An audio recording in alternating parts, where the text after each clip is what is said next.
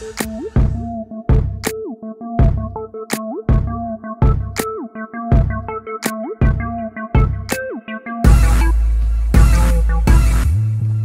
do this Q&A. I'm a day late. That's why it's so nice and quiet out here. Just, isn't that nice? That's the one thing nice. Every day we're done with work, shut everything off. It's just nice to be quiet for a few minutes. Because hearing this stuff run. Let's go for a walk. We'll start answering some questions and comments I had on that Q&A video. And we'll check out what's going on back in here in the woods. I've never walked back there, so.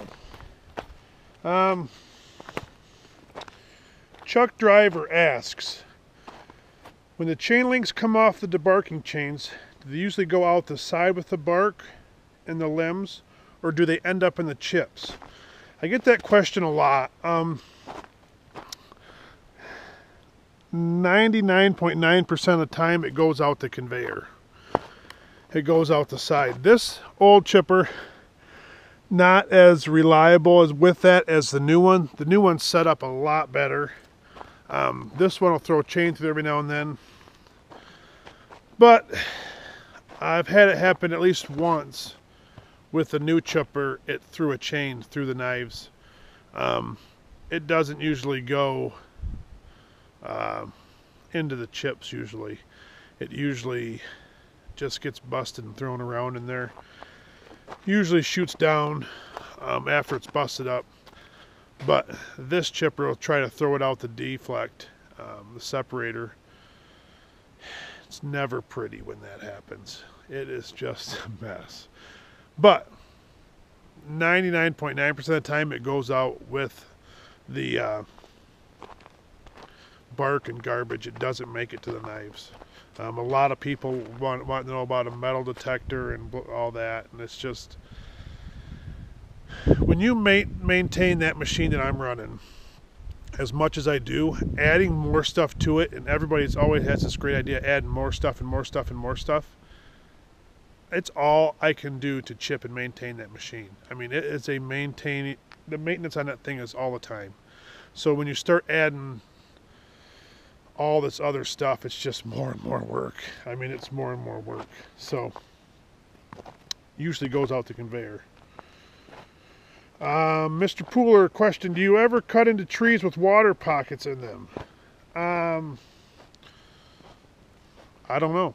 Every now and then you'll, cottonwoods, if you ever deal with cottonwoods, you cut those off and water comes squirting out of them like crazy. Stinky, nasty water. But by the time it goes in the chipper, I don't pay much attention to what's inside of it or not. I just let her eat. But there is ice in them in the winter and stuff. Sometimes when you go to cut them open, stuff like that, you do end up with water in them. How many times do you sharpen your knives before you get new ones? We take our knives down to, is it 3 1/4? We take them down to a certain inch, the knives that we sharpen, and then after that we just throw them in the scrap bin. Because that clamp inside that disc has to have a good hold on that knife, and the shorter they get, the less and less hold it has on it. I don't like dealing with really short ones. When we get down to them really short ones, we get on a job where you're doing a lot of popple, which is a softer wood compared to your maple and oak, or a nice chipwood job. Then we put them shorter ones in there. They hold a lot better because you're not doing big nasty oaks or limby oaks or hard maple or something like that.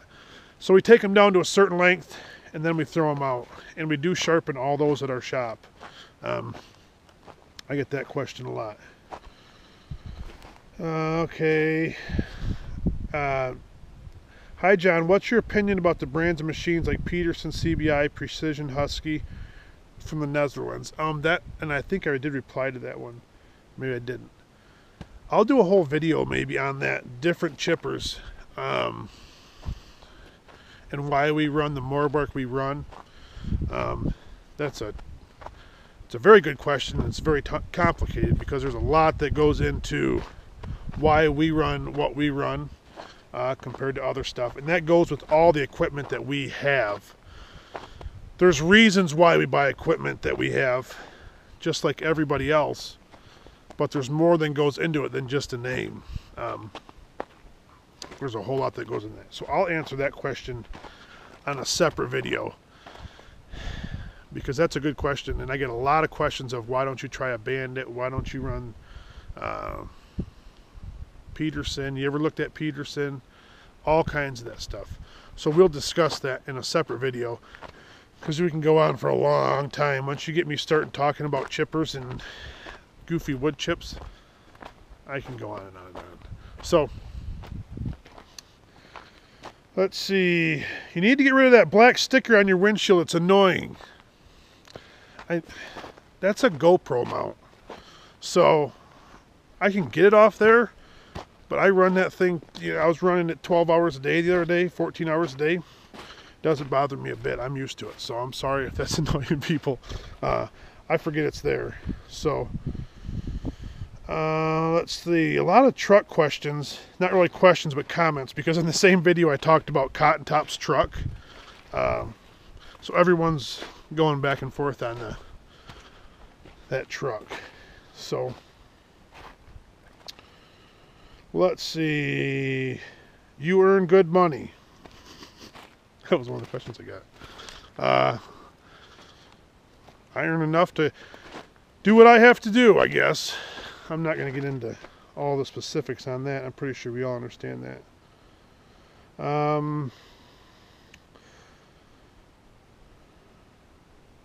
Okay, how do you stay at fighting weight while so close to cops and donuts? Okay.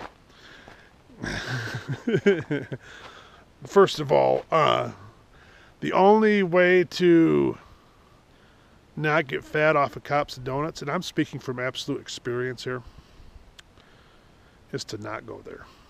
I don't go there. Have I gone there? Oh, I've gone there. I have gone there. I haven't had a cops and donut.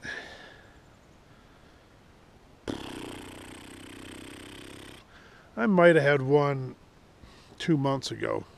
In the last, let's say 7 months, I've had no more than 2, maybe 3.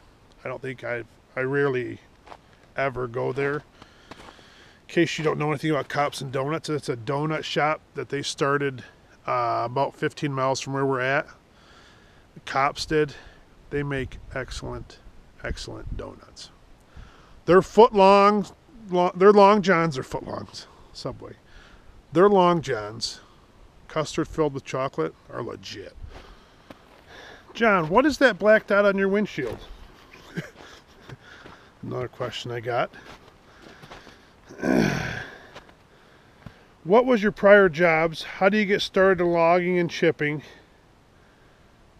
Chains. When they're wore out, do you repurpose them or are they refinished or something? Thanks. Still praying for Lacey. Thank you. Let's see. My dad is a roofer. I have videos on this channel of me roofing. Just one. Yeah, that's what I used to do. How do you get into logging and chipping? That's a loaded question. I think Cotton Top asked that the other day of why would you want to get into logging and chipping? That's a better question. And the chains, when they're wore out, we scrap them. They're no good anymore. Show us the control panel, then we can all start her up. Okay, I could do that someday. Awesome video. Dodge don't stand behind their product. Do you work at night a lot? Is 14 trucks your top amount? We don't work at night a lot. Being that we're so far from the mill starts dumping at a certain time and stops dumping at a certain time. They're not open 24/7 for dumping. So we don't work a whole lot at night. 14 is the most I've done. I've done it a couple, maybe 3 times.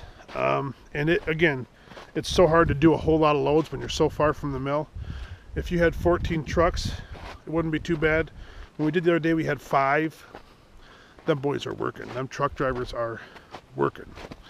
And you won't hear me say that often. So, have you ever had an electrical fire of any sorts or fire with your chipper and equipment? Well, you have been chipping. The old chipper, this one out here, I've had multiple fires with it. It just happens. A lot of times in the little motor, on the manifold, a lot of times in the spring, and a lot of times if I'm in the stupid basswood. Because that just shreds fiber everywhere. And it blows right up on top of your manifold, and then it starts smoking, and then it catches on fire. Nothing out of control on the chipper. Like I said, we'll have on this old chipper of multiple fires. The new one, just a couple smoke stuff, just embers, no real fires on this new one.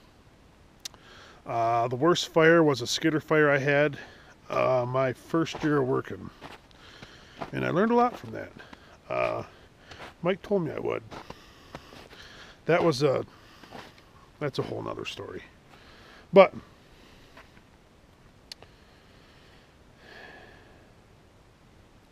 have I ever been to Woodstock?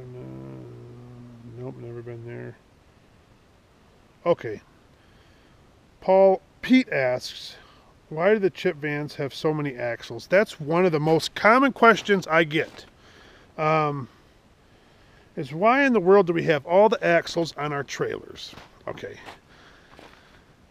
Let me start off by saying this. Michigan, we're allowed to haul 164,000 pounds.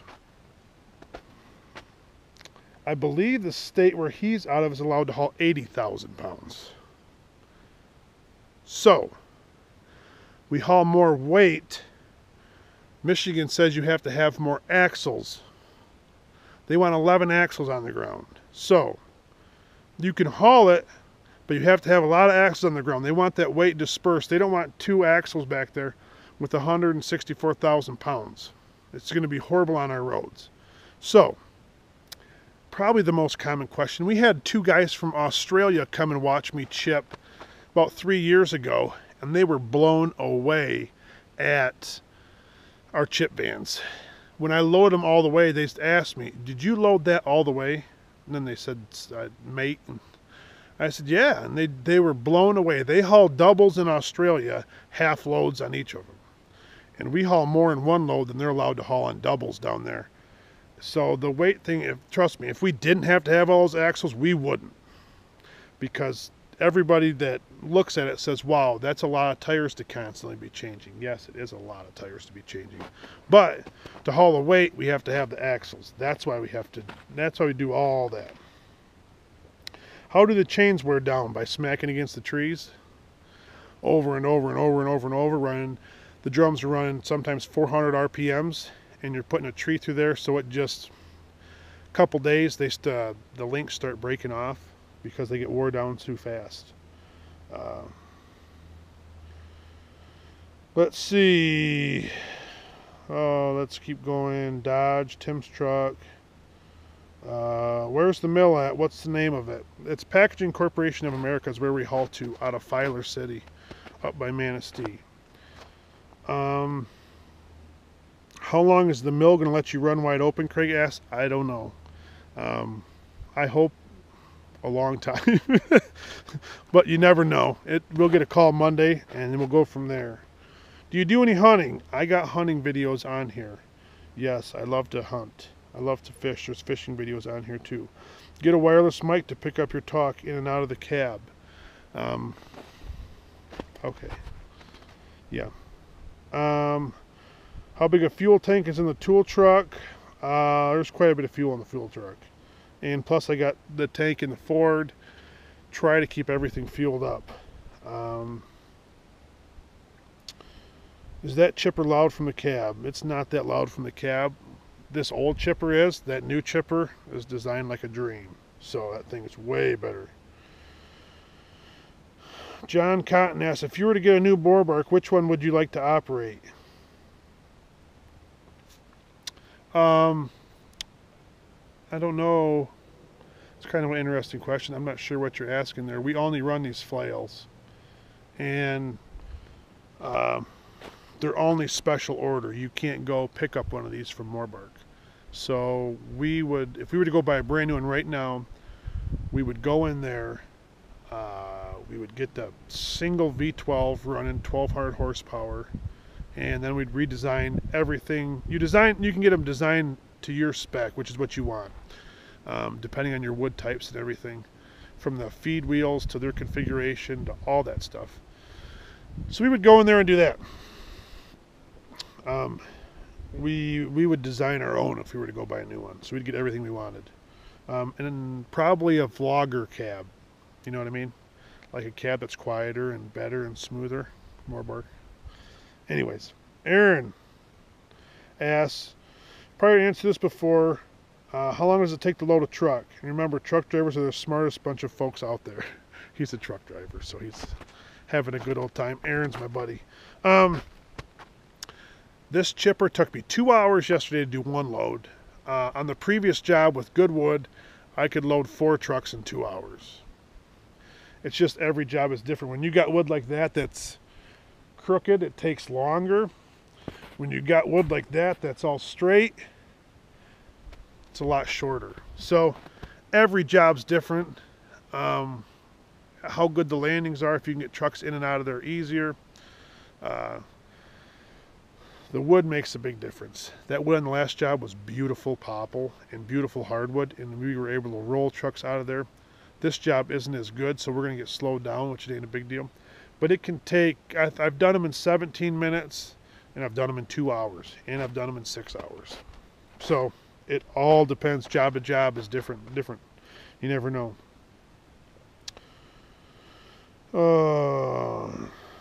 Let's see. Is running a flail chipper hard? No. I'm not that smart, so it ain't that hard. Why doesn't Paul want to be on camera? I don't know. Because he doesn't want him seeing him eat a cracker. Remember, Paul wanted a cracker? Paul's coming around a little bit. Josh is coming around a little bit. So hopefully them guys get a little more, just better on the camera, because we do have some really interesting conversations. 6-0 comments. Frost laws, they vary in state from state. How do they vary from state to state? I have no idea. Every state's different. Some states don't have frost laws because some states don't have all this snow, don't have frost in the ground.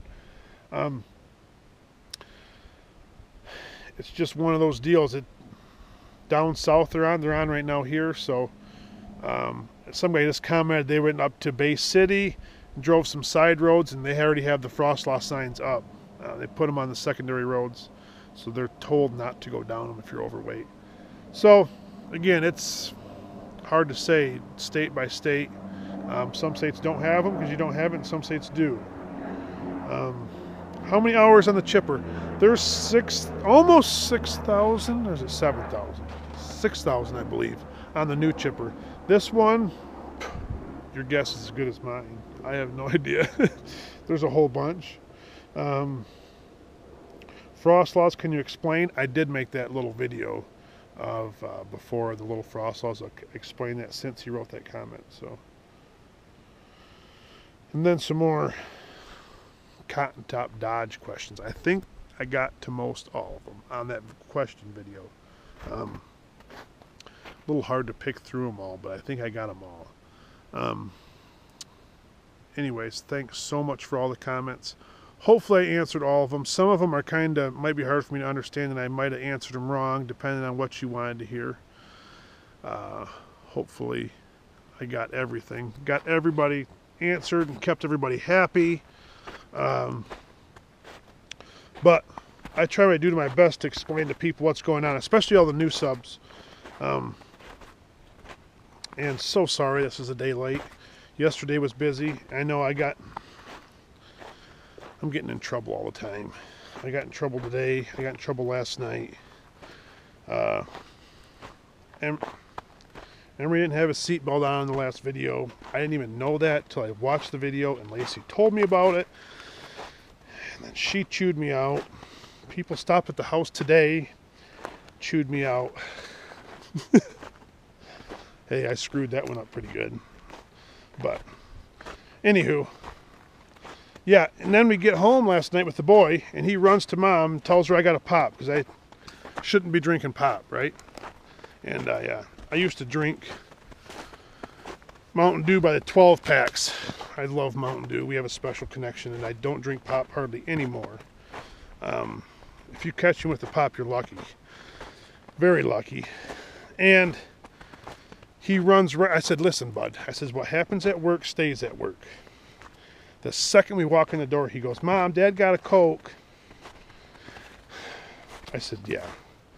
Then I watched the video back, and he's sipping on it while I'm making a video, not paying attention, that little rascal. But anyways, I'm done with the Q&A. I'll have another one of these in a couple weeks or so. I'll try to give opportunity for people to ask questions, because the comments, I used to answer a bunch of them through comments. Now, I'm not gonna lie, I've fallen way behind on comments, and I apologize, and I can promise I can never catch back up, because it's just so many of them, and I try to go through and pick some apart and whatever, but man, it's hard to keep on top of all those when you get so many of them. But thanks so much for all the comments. Keep commenting. And thanks for everybody watching. And just keep rolling.